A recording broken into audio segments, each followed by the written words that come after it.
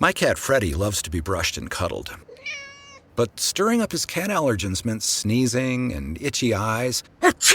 Then I found Purina One Live Clear. It's cat food that reduced the major allergen and my suffering in as little as 21 days. Now, we feel closer than ever. If you have issues with cat allergens, you really need to try Purina One Live Clear. Try new Purina One Live Clear today. Purina One, a difference from day one. The Red Apple Media Podcast Network presents This is Protecting America.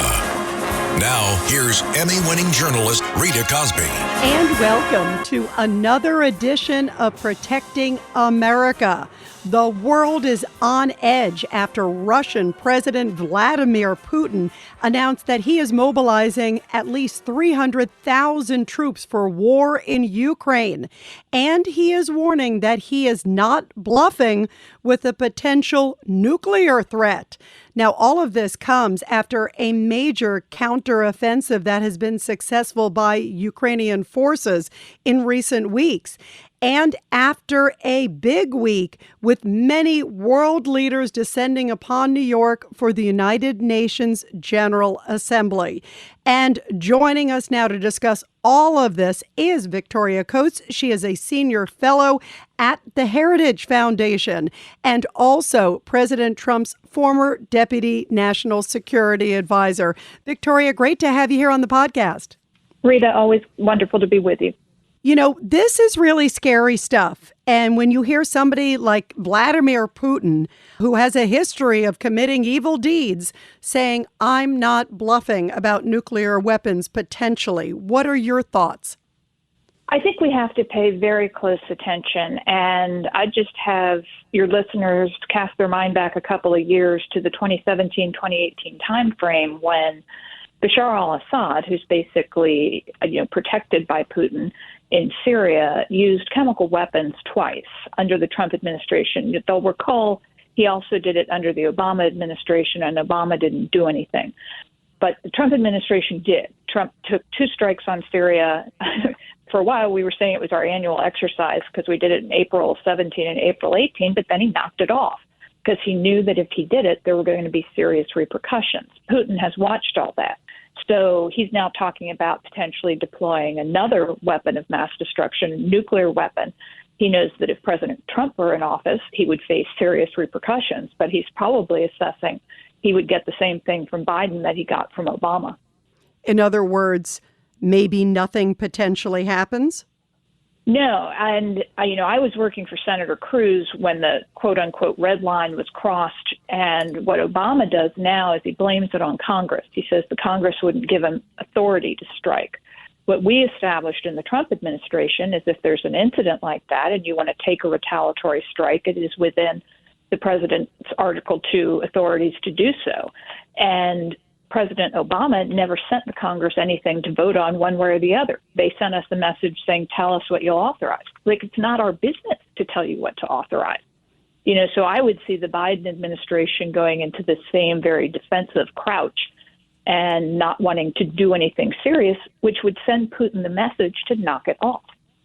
Now, let me ask you, when you say that, send a message for him to knock it off, would that stop him, do you think, or would that only embolden him? No, I think if it were from somebody he respected and somebody he knew were serious, and then that would be someone like President Trump, because you can look back at Putin's aggression. He went into Georgia at the tail end of the George W. Bush administration when President Bush was very weakened by Iraq. He went in, claimed annexed Crimea under President Obama. And then suddenly there were no outbursts under President Trump. And now under President Biden, we have the invasion of Ukraine. So in many ways, what President Trump was doing was advancing a policy of peace through strength. Putin knew he was serious. What are, to my mind, apocryphal rumors that President Trump told him he would bomb Moscow if Putin invaded Ukraine.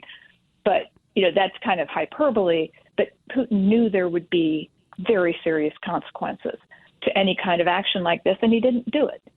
And instead now, we have this really dangerous situation where we know he doesn't respect the president of the United States. He doesn't fear him.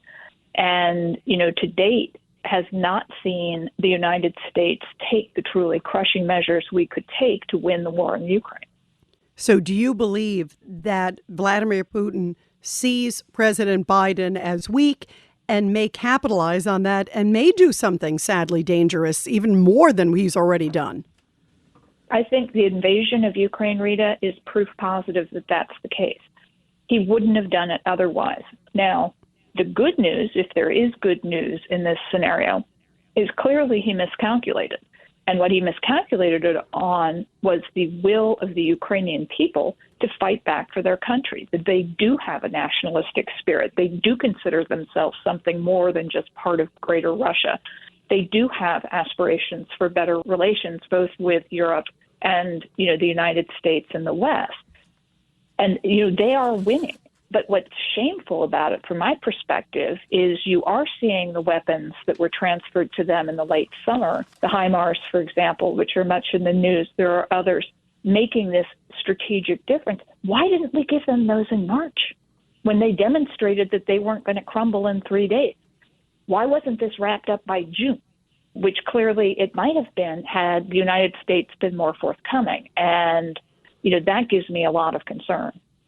Absolutely. And you think about, had we built up that military might, Victoria Coates, I also wonder what would have happened if Joe Biden, first off, didn't pull out of Afghanistan the way that he pulled out, because I think that sent a signal also to Vladimir Putin. It absolutely did. And I think you can draw a straight line from that. And if you'll give me one little divergence, the other thing I think that happened after Afghanistan is you had the entire administration up to and including the president fly over to Glasgow last November for the United Nations Climate Change Summit. And the Russians and the Chinese sent nobody senior. We sent the president, the vice president, secretary of energy. Everybody was there on their private planes, belching fumes all the way.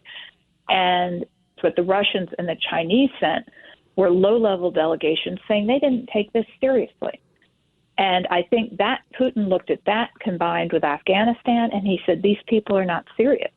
They prioritize climate change over security. And I think that's when he thought he really had an opportunity to go into Ukraine. And as I said, thank heavens for the brave Ukrainians who weren't willing to just roll over and take it. But that's certainly not because of anything the administration did.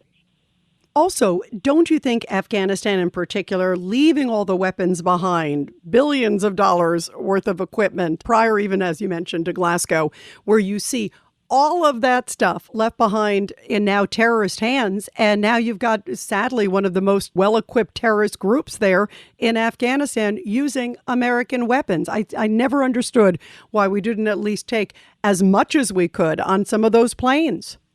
Oh, absolutely. And don't get me started on that topic. Again, President Trump understood this, and some of his conditions for Afghanistan were, he didn't want to leave a bullet behind. He said repeatedly in the press, we're not going to leave a single thing behind if we go. And the other thing he understood was the importance of these strategic air bases that we rebuilt in both Iraq and Afghanistan. And I think we've talked about this. I was with him at Al-Assad in Christmas of 18 when he went to Iraq. And that's the base west of Baghdad. And he was really impressed by it. He said, why would we ever give this up? I said, sir, we never would. I consider this sovereign U.S. territory paid for by the treasure and blood of the American people. And he totally grasped what was going on at that base. And same thing with Bagram outside of Kabul, that, this is the last thing you give up. So, I think none of this would have happened the way in all humility, I'm sure we would have made our own mistakes, but it would not have happened like this. And the humiliation that was handed to the United States and the utter fecklessness of the administration, we're going to be reaping the consequences of this for another decade. And there are still Americans there. There are still our allies there. Mm-hmm. Absolutely. We left people behind, both American citizens who had various reasons that they couldn't get to the airport in time or had family considerations that prevented them from leaving. And then the administration takes a victory lap because the head of al-Qaeda is killed in what had been a USAID villa in Kabul, living openly. He moved in right after the fall of Kabul. So the minute the Americans were gone, the al-Qaeda folk came swirling back in up to their senior leadership, completely confident in their relationships with the Taliban. The Biden administration thought that was a great victory. I'm delighted he's dead. But at the same time, you wonder who else is lurking there. That's a name we haven't learned yet. 1,000%. And how frightening that, as you said, he was right there out in the open, hanging out in the porch, just with his family and others. Right, having coffee. That really is just a testament to them and the way that they view, security. Thank goodness, again, we do have the greatest military in the world. I want to ask you also about further things that sort of built up to where we are with Russia, Ukraine. A lot of people also go back to President Biden's comment when early on in the press conference, people were saying, well, what will you do? Will you go after, and protect Ukraine against Russia? And remember, he made that sort of famous and now infamous comment, basically, well, if there's a minor incursion, we're not really sure. Did he provide sort of, just murky grayness? And did that also fuel Vladimir Putin to say, well, if I can get away with a minor incursion, then okay? I think it absolutely did. And that press conference was one of two things that Biden did in January of 22 that I think Putin, again, given these other things that had happened at the end of 21, gave him great confidence this was going to be just like the annexation of Crimea. The other thing was on January 15th, which I think was a week before that press conference, Biden personally went up to the Hill to lobby Democrat senators against voting for Senator Cruz's Nord Stream 2 sanction. And Nord Stream 2, for anyone who is smart enough not to follow this stuff in enormous detail, is the second Russian pipeline going directly into Europe that bypasses Ukraine and has created the horrible dependency of Europe on Russian gas and oil that we're now seeing in the European energy crisis. But Senator Cruz had legislation with bipartisan support to sanction Nord Stream 2. President Trump had signed that into law.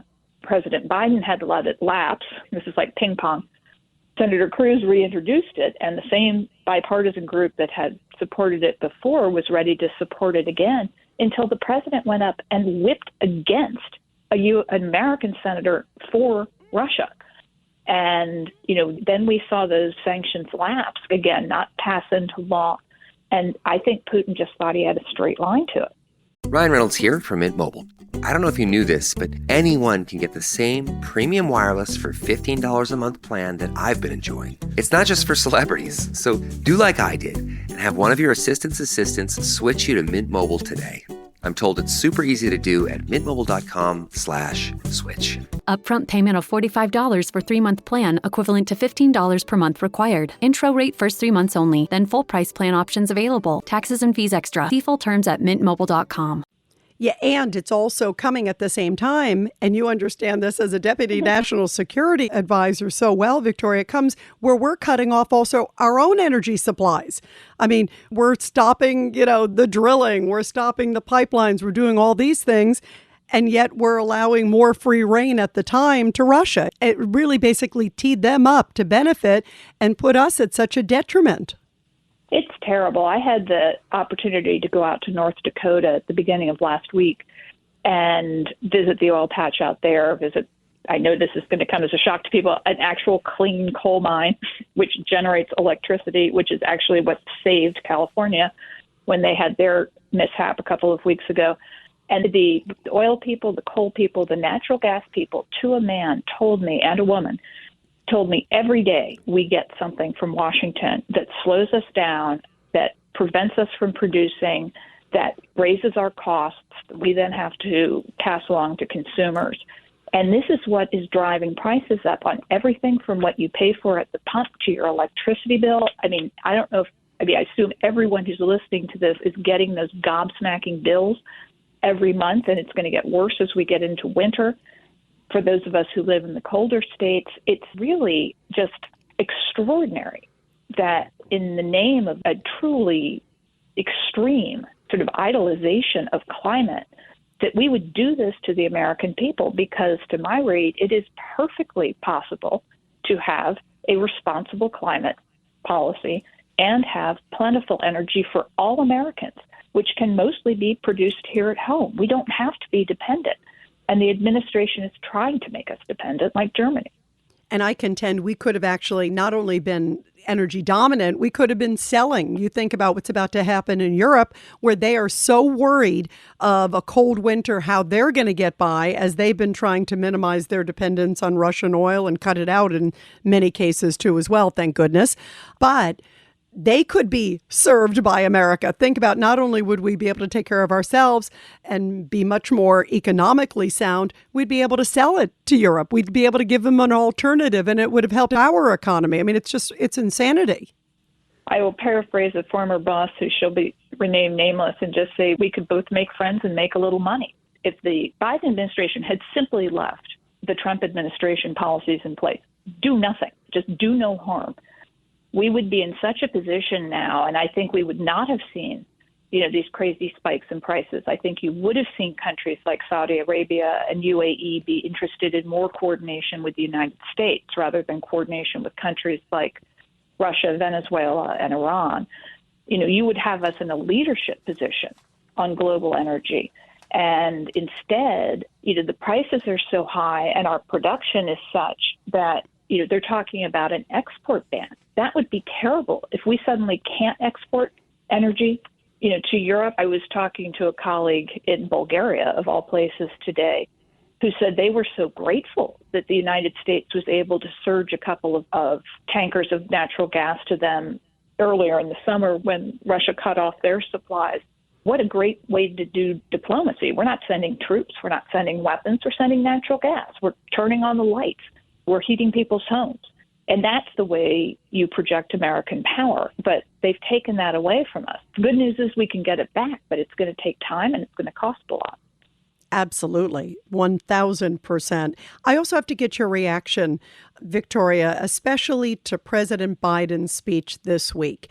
What did you make of his speech before the United Nations General Assembly? He had some strong words for Russia, but a lot of people felt he should have gone further. And then on the flip side, he spent a lot of time talking about, green energy and climate and all that, almost putting the same emphasis as he put on Russia. What were your thoughts?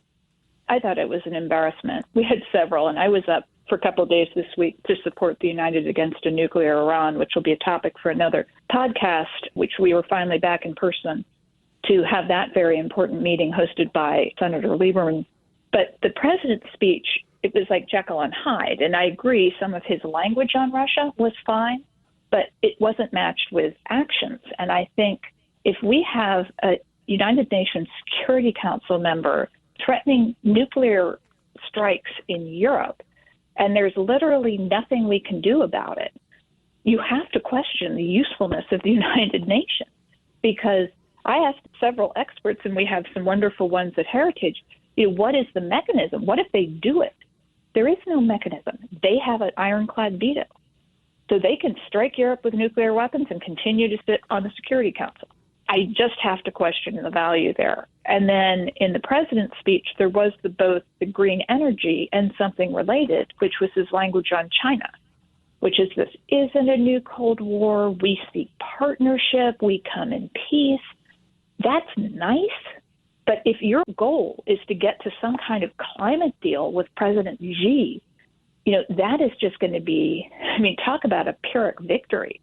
Xi's not going to honor it. He's busily building coal-fired electricity plants everywhere he can dig a hole. And, B, they don't care. They're not going to cooperate with you on this or anything else. You can say you don't want a new Cold War. Well, China's fighting it. They've declared it in several cases.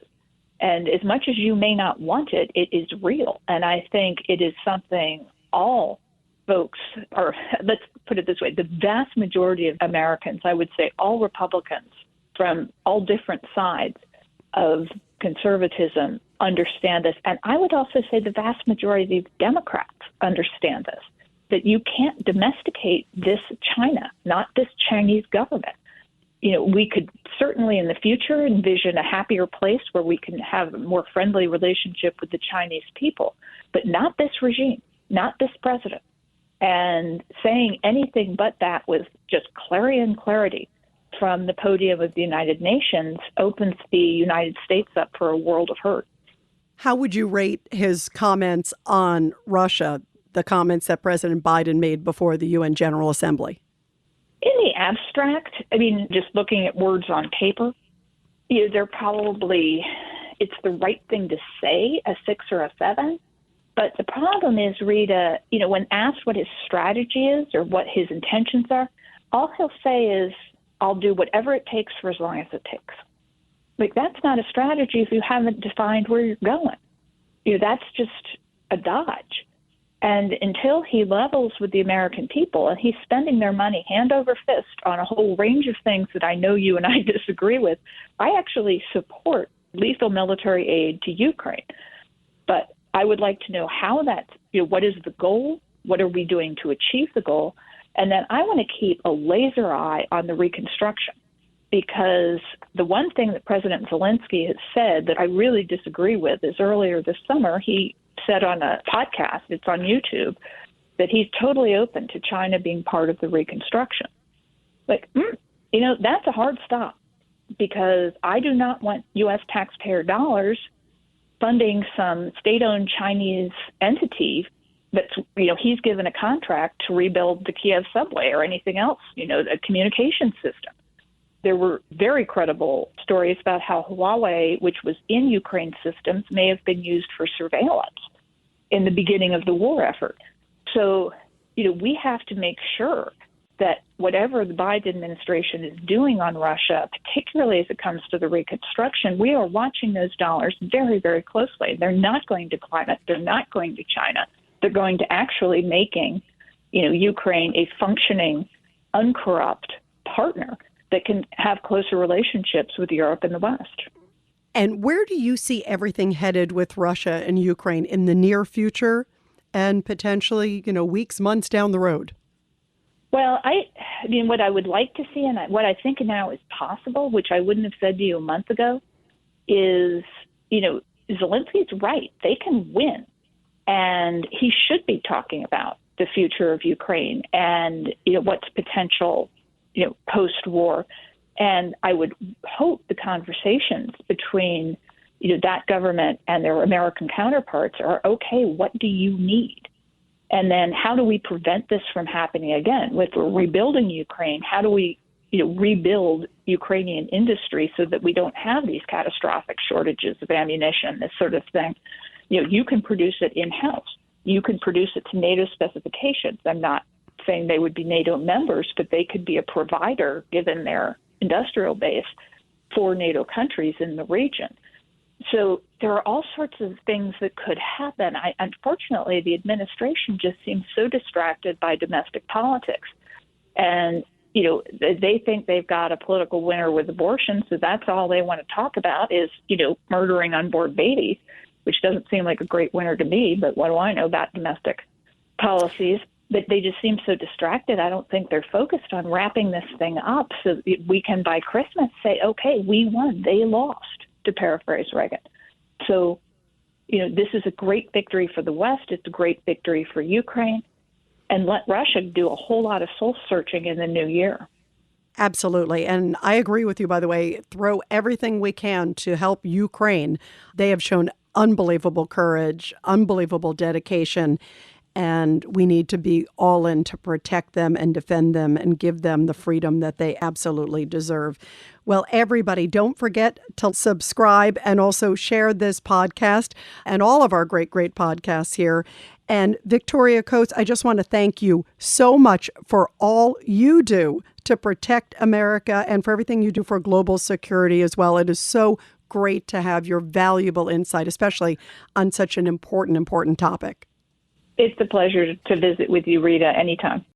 And everybody, I'll be back soon with another great edition of Protecting America. And of course, you can catch me every weeknight, 10 p.m. to midnight on the legendary WABC Radio. This is Rita Cosby, and thanks for all you do to protect America.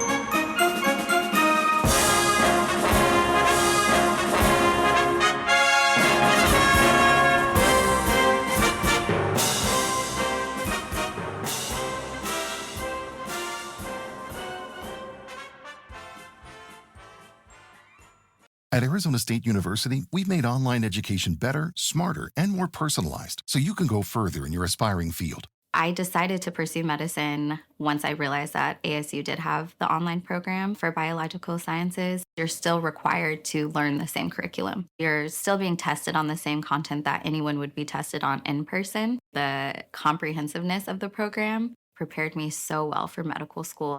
Explore over 300 programs at asuonline.asu.edu.